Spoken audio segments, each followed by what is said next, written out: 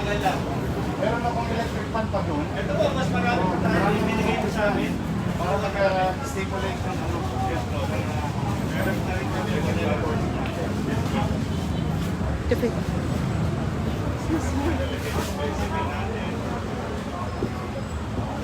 O, sino yung mga vampira?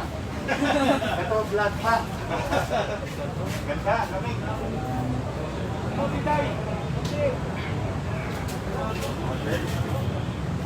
Sabi nila, boss, pag nakuha po namin yung specimen, every 2 hours makadala namin. Kahit sa bring ako, madami.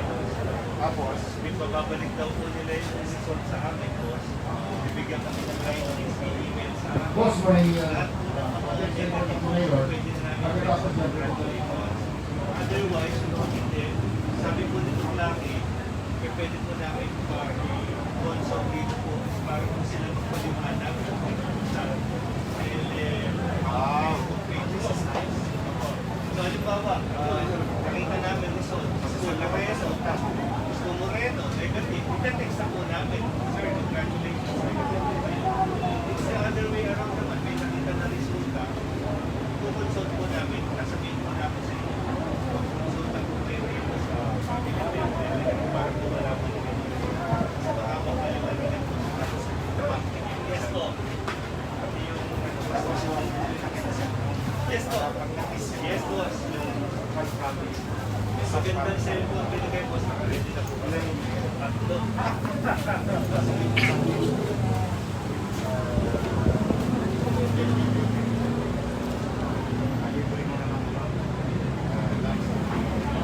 Yes, boss. Yes, no, boss. Yes, po. Request ko nga sa SMS na po.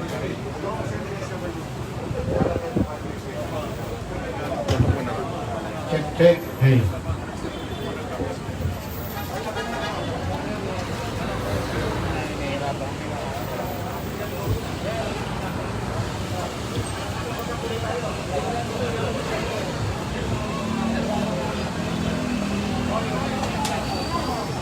Boss Cesar, Boss Cesar. Boss Cesar. Ito sa akin tatanong. Ito sa iyo. Magtatanong.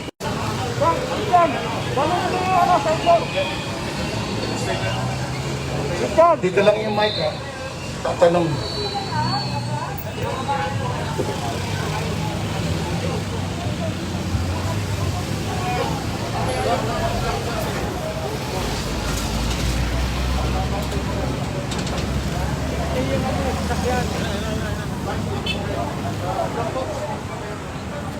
Hi.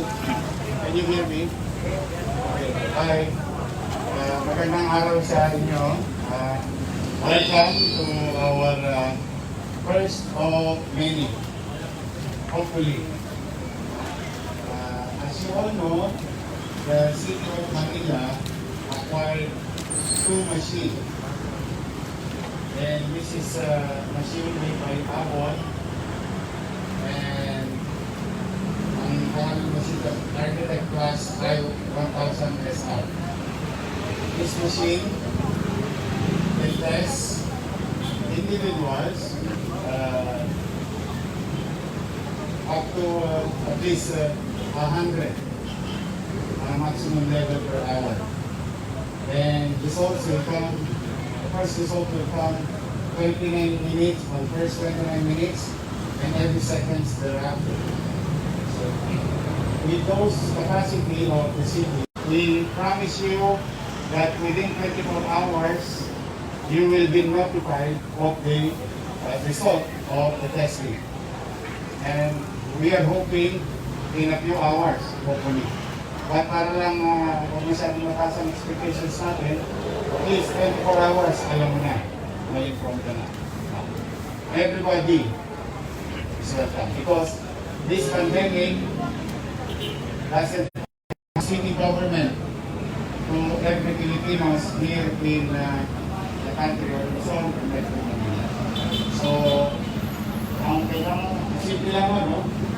So, ang pwedeng gumawa, dapat nagulong, para hindi na tayo ulit naman. Dapat nagulong, at anong ulit naman, 2 gulong, at 3 gulong. So, hindi mo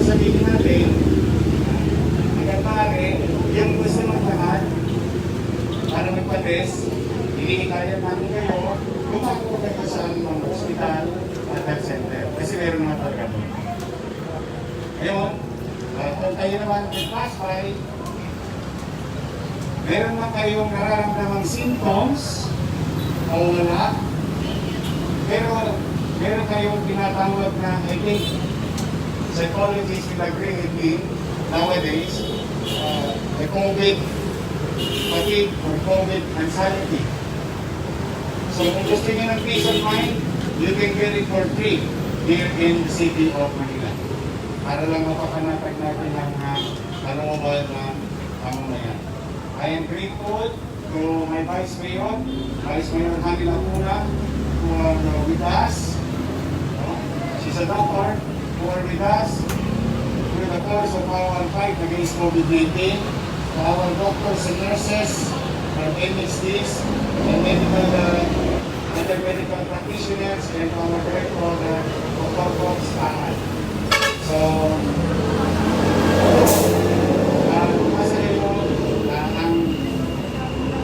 habang pahirap ang sitwasyon natin about COVID, masa kayo na hindi naman tipigil ang kamalang lungsod ng Maynila na maghanap ng kataraanan in a massive way on approaching COVID-19 with regard to early detection, containment, and addressing medical care for those that infected. So, good morning. We are ready to ask. Hello, Mayor. Bisa ko na, no? Ang testing at saka yung results, minsan hindi maganda sa tao yan. Lalo na pag nag-positive, puputok yan sa community mo, panditiri yan. Ano yung confidentiality? Anong assurance na once mag-positive, hindi mo? We are the only city who started in the world. And we take pride of this. We are the first city in the world who come up with a law with regard to discrimination of medical health workers and those patients who were infected in the city. So, you might be violating provision of those ordinance. At may jail time yun. You may take it lightly because it's an ordinance, but you can be jailed for being discriminatory to any person here in Manila. So, nasa kayo, mga kababayan, we will protect your data according to our existing laws. And three, that is why we encourage you to voluntarily to give you peace of mind. Whether you're feeling that symptoms or not, you can go here. That's why we would prefer stay in the vehicle. Kung naiiyak kayo, naiilang kayo, iniisip namin yun. Kasi nga, totoo yung tanong iba, may mga kababayan tayo, may agam-agam. Sa data, may agam-agam, baka may makakita, may agam-agam, baka may makaalam. Ay maganda, we've been truthful to our words for the past 4 months, including our employees. Diba, sabi ko sa inyo last week, we had about 4 high officials of the city. So even though our officials, hindi namin sinasabi yung pangalan, we wanted to protect the family and that person were infected. So we guarantee you that. Sa amin lang to, Rich. Walang ibang dito, Miron. Mayor, yung Mga professional lang. Mayor, yung resulta ba through text? Yes, that's a good question. How will I know the result? Kaya ang panawagan ko, be honest with your contact details. Kasi professionals or medical professionals will contact you soon. The moment they receive the result of the test. Good morning, Mayor. Si Laila po ako from News 5. Tanong ko lang po, for clarification, libre po ito sa mga batang Manileño o pati outside of Manila City? And question number 2, any vehicle that has wheels, pwede po bang bisikleta, tricycle? Wala po ba tayong Nabanggit na kayo. Pwede ba, no? Yung una, we want to be inclusive with our approach. As I have said, this coronavirus destroys the country and nations. So this is our little share in aligning ourselves, fighting together against COVID. So it will be made available to anybody, free of charge. Anybody. Now, if it so happen, there's another question. Halimbawa, hindi siya taga Manila, paano malalaman? We will coordinate with the LGU and we will coordinate with the person directly. Para yung LGU na yun, guided them. Okay. Now, with regard to who can be tested here, basta ulitin ko, no? Lahat ng may gulong. Dalawang gulong, motorized ng motorized. Tatlong gulong, motorized ng motorized. Apat na gulong. So, wag lang yung update. Kasi, we will encourage them. Kasi ayaw namin na-expose as much as possible yung aming mga frontliners. And there is enough facility in the city, all over the city, to address them. And I would assume most of them who are walking by are Manilans. And we have installation in our respective areas all over the city. Mayor, siya na lang. Good morning po, si Chair Ito po ng SMNI. Mayor, tanong mo lang po, ano po yung mechanics para maka-avail sa... Wala. Wala kang magawa sa buhay, yung mga ganito. Because I want to simplify things. It's again, I think, you know, the least thing that I wanted, with all honesty, and I swear to God, yung alam mo yung magkaroon ka lang ng peace of mind. Alam mo, nowadays, umamin na kayo sa inyong mga sarili. Lagi kayong may pangamba. Nakawa ba ako? Na-expose ba ako? Nararamdaman akong ubo, COVID ba to? Nilalagnat ako, COVID ba to? So, ang taas ng anxiety level. So, yun yung list, madali list. Pero panikita mo, sa forms mo, reasons for testing. Exposure with COVID positive. Ibig sabihin, meron akong kaibigan, ako nakausap ko yung 3 days ako. Positive. So may pangamba ka na. You are now what you call PUM or suspected. 2. With symptoms. Nakakaramdam ka ng ubo, pangangating ng lamunan, paghirap ng hininga, nawawala ka ng panlasa. Yun, tira ka na kami dito. Limangga ka na college. Bandang hangga. Mauso ka kami. Dito sa mga. Pangatlo. Kung wala ka doon sa dalawa, pangatlo. Wala. Peace of mind. Check mo lang. Para lang mapakanatin ka namin. Mayor, siya na lang. Mayor. Tatlo kami sa loob eh, nasasakyan. Kahit apat pa kayo. Ayun. Okay. Ako nga, payo ko. Payo ko. Iba, recently napansin ninyo yung data. Kami-pamilya na ang tinatamaan. Napansin niyo yung mga news report. Kahit pamilya kayo, pwede. Okay. 8 time to pass by. 8 Yun. to 5 p.m. Monday to Friday. Yes, please. Your may napaka-generous ng Manila LGU dahil kahit non-Manila residents ay pwedeng isa lang sa test. Isang tanong na mahalaga, kaya pa ba ng pondo natin dito sa Manila LGU na i-sustain ito dahil wala pa tayong katiyakan until when itong pandemic? One, wala na kami pera. Well, to be honest and straightforward to you. But when we did this, we appropriated such money for X thousands of numbers of possible tests or capacity to test. No? I think, alam mo, yung initial na kaya natin gawin, 11,000. And yesterday, Vice Mayor and I were talking and asking donations from our friends. Pero baka makabili kami ng COVID. Alam eh. Kasi din, kami ni Vice Mayor, yung mga kaibigan bigyan natin yung mga namin para makabili pa ng makina. At the same time, meron kaming konting makukuha, pabili pa ng reagent and all other miscellaneous things para sa machine. So, we will not stop. Yes, we have to be honest. Tutod na kami. Pero kung kami bibigay, sino mga halaga sa inyo? So we should not stop. That's why I've been telling our doctors, nurses, our employees, let's just do our job. Send from in. Hanggang kaya natin, tirahin natin ang tirahin.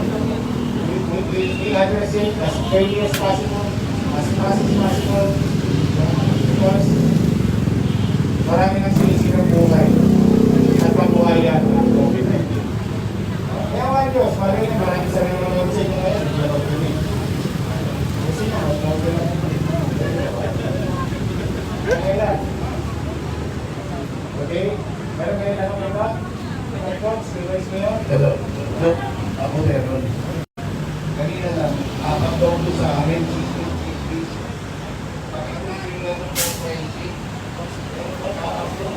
Mukhang kapit bahay ko pa eh. Kasi ang barangay namin pagkakamping, ayaw nila tinatago nila kapalapan, hinihiyan nila, ganun lang. Okay, legal na. Just send the data po and then we will do our, we will ask our Sinabi ko sa pinili namin. Pagkaan ko na. Tanong, hindi ko mga suyo. Okay. Yun ang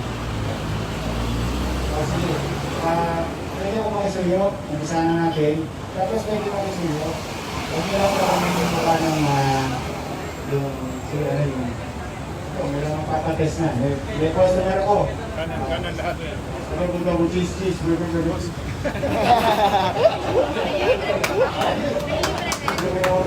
Right. Ano nila kayo, you take your content, klase nyo lang. Wala kayo tanong? Kaya na tayo? Good morning! Hindi, sir, matatanong lang po kami tungkol dun sa plano po ni Secretary Anyo na mag-ikot-ikot po yung mga epidemiologists ng mga local government units together with the police para ikayatin yung mga asymptomatic or yung mga mild COVID patients to go to quarantine facilities and not stay in their own homes because ito yung cause ng mga community transmission. How do you plan to go about it and make sure that all those people will be encouraged niya po to go to the quarantine facilities? So yung mga sila mag-stay lang sa bahay at resist ka rin. Sa awa ng Diyos, yung ginawa natin yung mga quarantine facilities, our policy about a month ago is not to allow asymptomatic to stay at home. I think Dr. Cox can agree with that, and our data can show that na meron kami mga asymptomatic na nasa quarantine facility natin. And to guide you, the most utilized quarantine facilities, COVID-19 positive asymptomatic patient is in that time.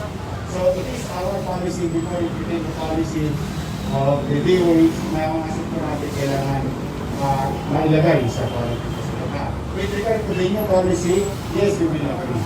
We will try to help and encourage. In fact, that's why nananawagan kami mga nangusin, no? Nagkakita dito ang mga nakakita.